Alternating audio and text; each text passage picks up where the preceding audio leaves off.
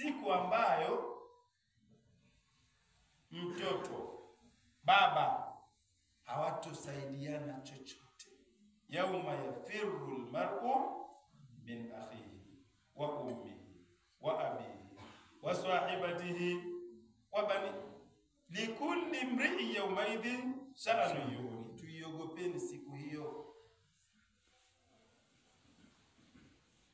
Tumche Mwenyezi Mungu, lakini tuiogope hiyo siku, kwa sababu ni siku ambayo, kwa sababu hatujaifikia, hatujaiona, basi tunasikia tu siku ya kiyama tu, siku ngumu tu.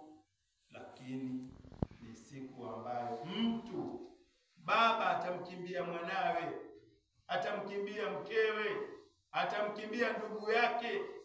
Vitu vyote vigumu, wewe na mkeo mkimbie hapa, mwanao mzao mkimbie, lakini utapenda kumkimbia siku hiyo. Ni kwa nini?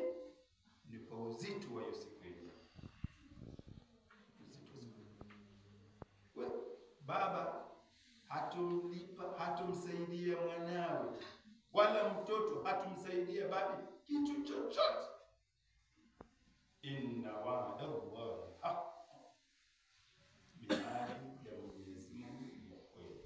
Wale wazee waliokwishatangulia huko waliko wanaona, manake maisha ya barzakh ni ya mpito kwenda pale ile siku ya kiyama ambayo ni kubwa zaidi, lakini taswira zote tayari wanazo.